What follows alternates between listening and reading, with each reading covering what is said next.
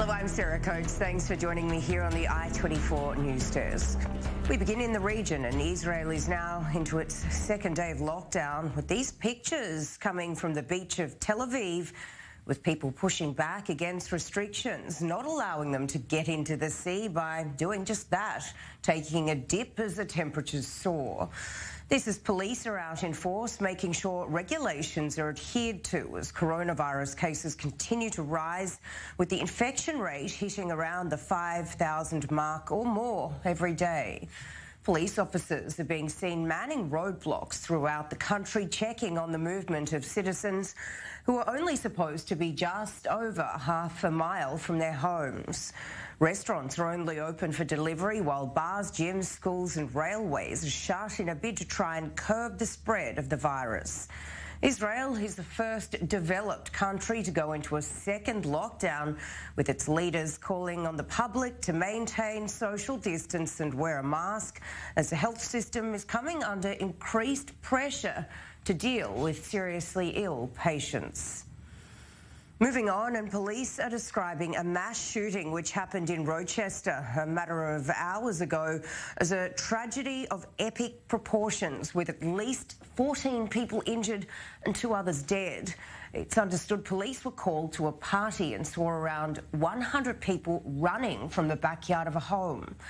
It's believed the deceased are 2 young people, a woman and a man, while the alleged perpetrator remains at large.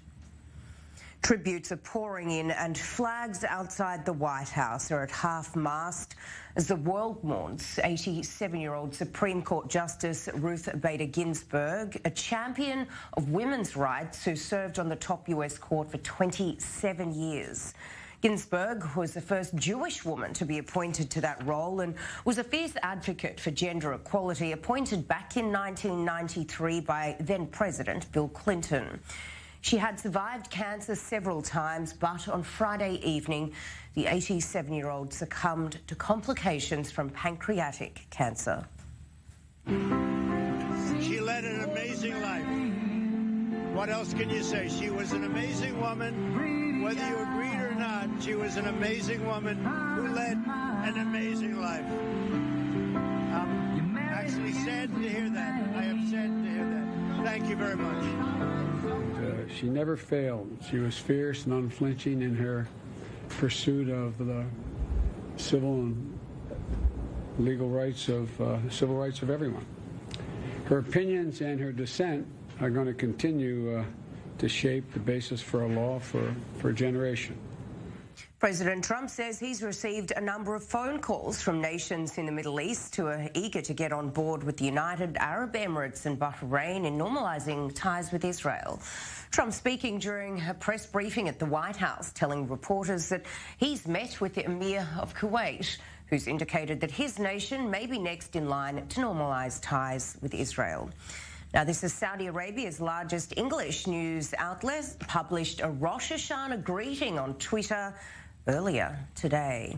Just left my office, as you know, the Oval Office, and we had a very good meeting with the Emir, and I think we understand each other very well. They're very excited about a lot of things that are happening in the Middle East. They are so excited that we signed the first 2 countries, and I think they'll end up fairly quickly being a part of it. I would say 7 or 8 countries that want to be a part of it without even working very easily, very quickly. And finally, many of us have a strong desire to own a home, but have you ever thought about buying your own prison? Well, if you have, now is your chance.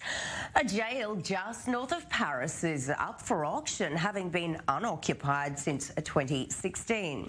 The French government has a prison listed and is hoping to get more than $600,000, with about 10 potential buyers lining up to purchase it. And that is all we have time for this edition of I-24 News. I'm Sarah Coates. Thanks for watching.